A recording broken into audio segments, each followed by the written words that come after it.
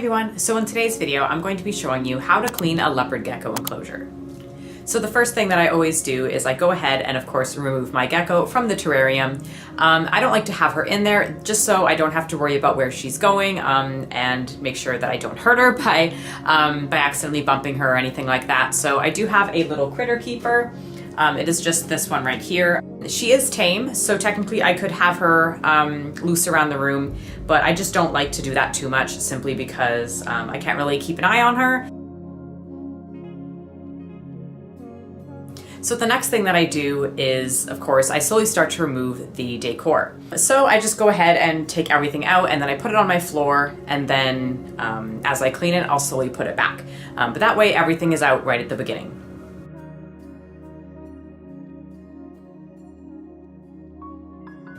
Once I have everything out, I then go and remove the substrate. Mine is a non-adhesive shelf liner. I do clean it every time I do a deep clean like this, but I don't replace it every time. So sometimes I'll just give it a deep scrub with my cleaner, and sometimes I'll completely throw it away. I find every second time is the time that I throw it away, simply because that is generally when it starts to kind of collect odor. So this time I'm going to be completely changing it just because I feel it needs to be changed. So you could either wash it or you can throw it out and get ready to put a new one down.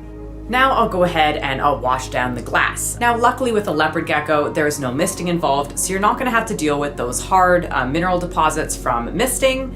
It's just going to be maybe a little bit of calcium if your gecko likes to jump and climb up on the glass. They might splash their water a little bit, something like that. But overall the glass will be relatively clean, so you're not going to need to do any crazy scrubbing. You can use pretty much whatever you wish to use to clean it. But I will say to avoid using really cold water because the glass is going to be hot from your heat mat, and really cold water could lead to your enclosure cracking. So definitely make sure you use room temperature to warm water when you are wiping it down. Because I have a crested gecko, I always have some room temperature water put aside in a spray bottle. So this is generally what I use to avoid any problems. Now once it's all clean and everything's all good, you're going to want to dry it off.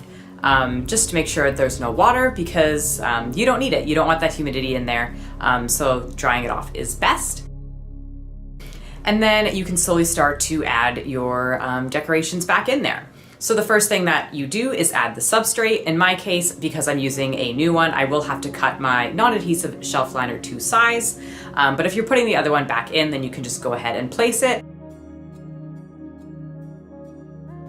Now, like I mentioned at the very beginning, I like to kind of take all my ornaments out at the beginning and then clean them right before I put them back in. So that way I don't have like two piles of what's clean and what's dirty, and I don't get them mixed up. And I use my kind of scrubbing brush and I just put the soap on it, scrub it down, and I find that it works really well. If you don't have a scrubbing brush that came with your cleaner, you can find one in a dollar store kind of in the like dishes area for doing dishes.